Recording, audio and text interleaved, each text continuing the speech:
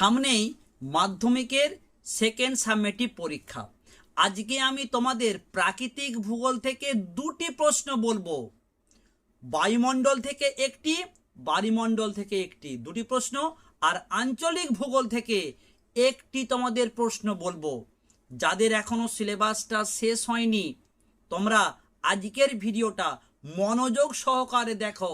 আমাদের রাজ্যে যেমন করে প্রশ্ন হোক না কেন, এই প্রশ্নের বাইরে হবে না। 2027কে মাথায় রেখে এই প্রশ্ন সেকেন্ড সাবমেটিভ পরীক্ষায় আসতেই হবে। আজকের ভিডিওটা তুমি প্রথম থেকে শেষ পর্যন্ত মনোযোগ সহকারে দেখো। ওই দুটো তিনটে প্রশ্নের পাশাপাশি এক্সট্রা রূপে আমি আরও না হয় কয়েকটা তোমাদের প্রশ্ন জানিয়ে দেব। যদি তোমাদের সম্ভব হয় তাহলে সেই প্রশ্নগুলো একবার চোখ বুলিয়ে রাখতে পারো, আর না হলে দরকার নেই।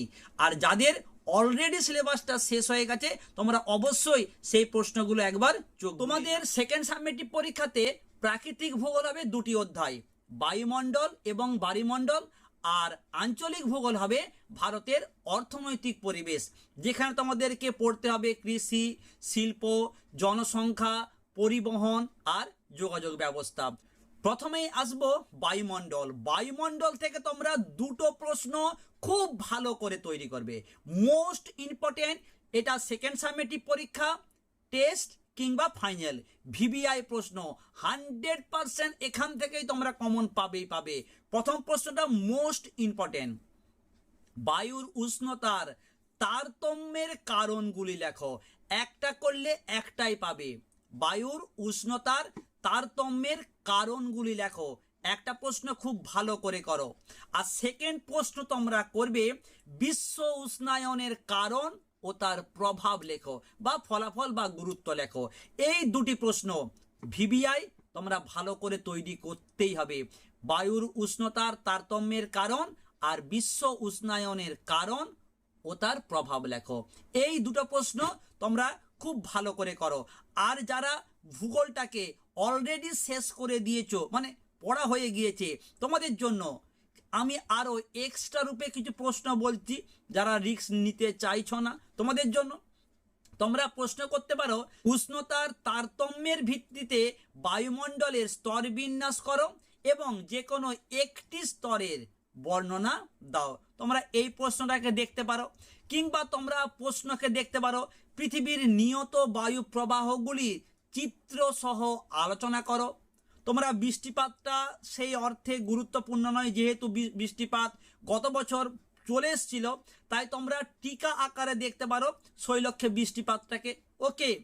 আর তোমরা প্রশ্ন দেখতে পারো বায়ুর চাপ বলয়ের সাথে নিয়ত বায়ুর সম্পর্ক কি কি। এই দু একটা প্রশ্ন তোমরা এক্সট্রা রূপে দেখতে পারো। যাদের মোটামুটি এই অধ্যায়টা কভার হয়ে গিয়েছে, এই প্রশ্নগুলোকে তোমরা 5 নম্বরের জন্য দেখতে পারো। আর যাদের এখনো শেষ হয়নি, যারা ভাবছো যে সামনে পরীক্ষা আমি কি করব, তোমাদের জন্য আমি জাস্ট দুটো প্রশ্ন বললাম, বিশ্ব উষ্ণায়নের কারণ ও তার প্রভাব আর বায়ুর উষ্ণতার তারতম্যের কারণগুলি দেখো। এই দুটো প্রশ্ন করলেই একটা তুমি শিওর কমন পেয়ে যাবে। এরপরে আসবো বায়ুমণ্ডল। বায়ুমণ্ডলটা খুব সহজ। আমি তোমাদের বলবো এই বায়ুমণ্ডলের প্রশ্নগুলো তুমি সবার আগে তৈরি করো। এখান থেকে তুমি দুটো প্রশ্ন খুব ভালো করে তৈরি করবে। একটা প্রশ্ন করলে একটাই পাবে, সেই রকমের তোমাকে আমি একটি প্রশ্ন বলে দিচ্ছি। সমুদ্র স্রোত সৃষ্টির কারণ ও তার প্রভাব লেখো। Most important. আমাকে যদি তুমি স্টার মার্ক দিতে বলো, আমি বায়ুমণ্ডল থেকে সমুদ্র স্রোত সৃষ্টির কারণ ও তার প্রভাব লেখো, এই প্রশ্নের জন্য আমি 5টা স্টার চিহ্ন দিতে বলবো। আর বায়ুমণ্ডলের উষ্ণতার তারতম্যের কারণগুলি লেখো, এই প্রশ্নের জন্য আমি 5টি স্টার চিহ্ন দিতে বলবো। ওকে। তোমরা বায়ুমণ্ডল থেকে প্রশ্ন দেখতে পারো জোয়ার ভাটার কারণ ও তার ফলাফল, বা জোয়ার ভাটার সুবিধা অসুবিধা কি কি।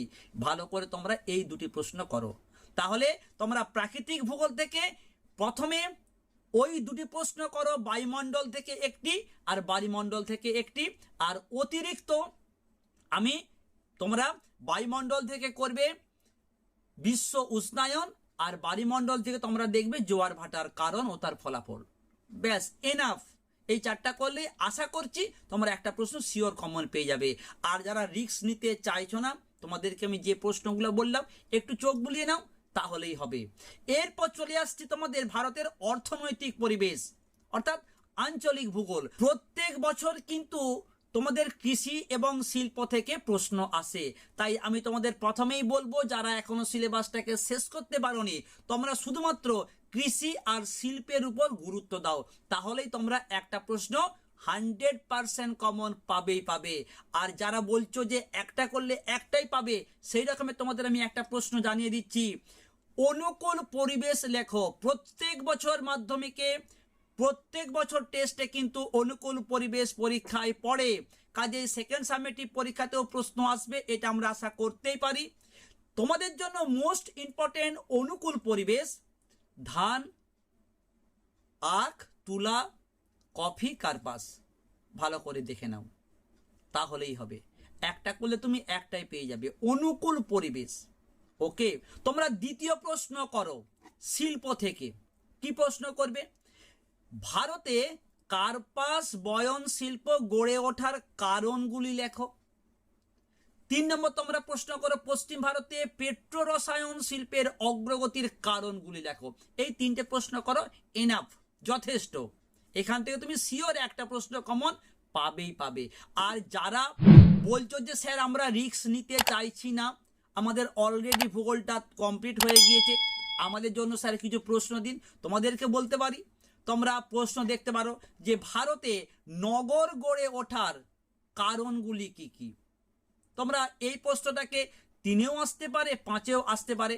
তোমরা দেখতে পারো ভারতের পরিবহন ব্যবস্থার প্রধান 5টি গুরুত্ব লেখো। এই প্রশ্নটাকেও তোমরা দেখতে পারো।